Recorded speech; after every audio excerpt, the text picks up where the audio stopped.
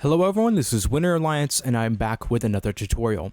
So today I'm going to be teaching you guys how to make big superstar style synths. You will need a rack extension for this video, and you'll need Synapse Audio's Antidote, because we'll need some of the unison spread features, but that's all that you'll need for this video because we're going to be doing all the equalization, compression, and processing all inside the actual synthesizer. I'm also going to try to make the patches available as a download in the description, so if you want to follow along that way, you can as well. And even if you don't make house music, this patch still might come in handy because you can use supersaws and this layering technique for all sorts of different styles of music and different sorts of sounds. Alright, so let's go ahead and get started. So the way that this patch works is there's three layers. There's first this top saw layer, which sounds like this. And that's playing one note, but it's actually playing a chord based upon that one note with some different parameters in the synthesizer that we'll be adjusting later. And then we have this sort of mid saw bass with a phaser on it. And then finally we have a compressed top saw noise, which also has a bit of reverb on it. And even though there's a lot of different patches in this synthesizer, it won't actually take as long as it may seem, because what we're going to do is make the first patch and then just copy it over and make some slight adjustments to the different oscillators. So the first thing that you'll need to do is create a combinator, create a Synapse Audio Antidote synthesizer, and right click and reset the device. Alright, so the first thing that we'll do is have a pulse wave with the semitone to -12.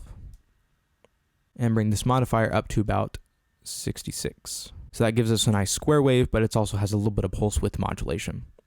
Next, go to this voice count, bring it to 8, and bring the spread all the way up. For the second oscillator, go ahead and change it to digital saw. Bring the modifier up to 47. This kind of just provides a nice high pass filter to the sound. Turn on this dyad, at least I think that's what that is, to +7. So that way it plays the original root note plus another note that's 7 semitones up. And also we have this octave right here, so it gives us a chord by just playing one note on the synthesizer. That's one of the tricks to getting these really big supersaw style sounds, is by layering a bunch of different oscillators. Next, go to this voice count and change it to 8 like the other oscillator and bring the spread all the way up. Now let's move on to the mixer section. Bring the oscillator 2 down slightly and this drift knob up a little bit. And what this drift knob does is just a slight sort of pitch modulation, modeling some of the analog drift that you have on actual analog synthesizers. So it just kind of detunes the sound a little bit further. So now let's move on to the filter. Bring the cutoff down to about 81, resonance up to 44, and that just provides a nice top end boost, and the envelope up to 25. Now what we're going to do is change it from a low pass 4-pole to a silent key filter. And now what this filter does is whenever we add in resonance, you don't lose any of the fatness or punch from the original sound like you would with a traditional low pass filter. Let me go ahead and show you the difference. So here we have the silent key filter, and here would be with a normal filter. So it kind of models like an analog style filter. Alright, so in the filter envelope, bring the decay down slightly, sustain all the way down, and release all the way up. Now in the EQ section, go ahead and enable the EQ and bring the low frequencies up, bring the high frequency gain up, and then just cut some of the mids, just match all these so they equal each other. And basically all this is doing is, if I show you on the M class, is it's boosting like this. So it gives you just a nice crisp top end boost and some nice fat low end, but you don't have any extra mids that create the muddiness of the sound. Alright, so with the equalization and without, it sounds like this. So it sounds a lot fatter and a lot more crisp. Alright, so let's go ahead and add some compression. So we have a ratio, it's turned up to about 5:1. Threshold up to -30. Release at 1.4.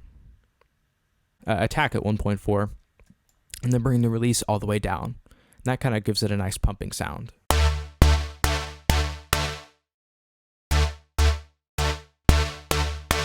So that compression really brings up the tail of that sound.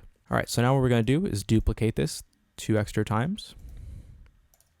Let's go ahead and just name these patches. So we have main saw, saw bass, and top.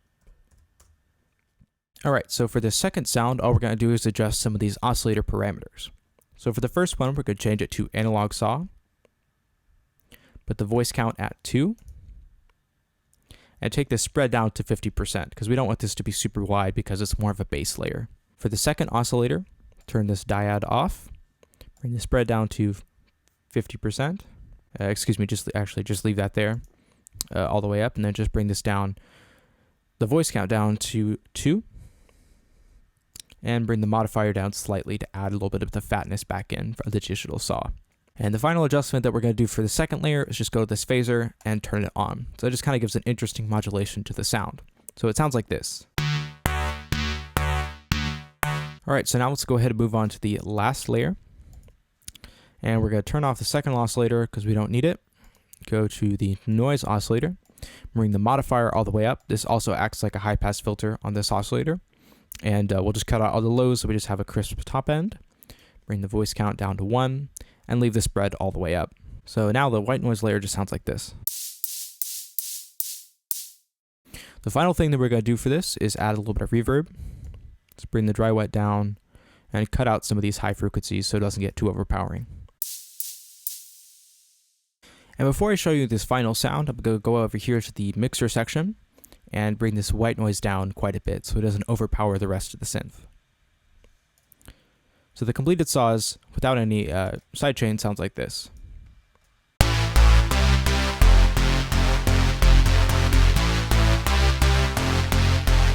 Perhaps bring this up a little bit more.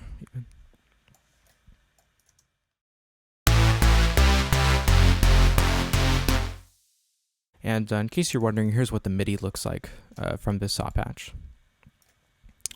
And what I did for this is I just copied this over onto each of these same layers. So it's the same MIDI notes on each of these different parts.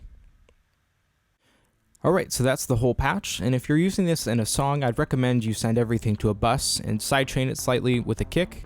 And then also cut out some of the sub bass so you can add in a separate sub layer. In the example I showed you in the intro, I used the 808 sub bass that I created my 808 tutorial. So if you go back to my channel, you can check that out as well if you're looking for kind of ideas for creating a bass layer. All right, so thanks for tuning in. If you liked the video, don't forget to like and subscribe for more, and so you can stay up to date with future videos. And as always, if you have any sort of questions, feel free to let me know in the comments below. Thanks guys, and I will see you all next time.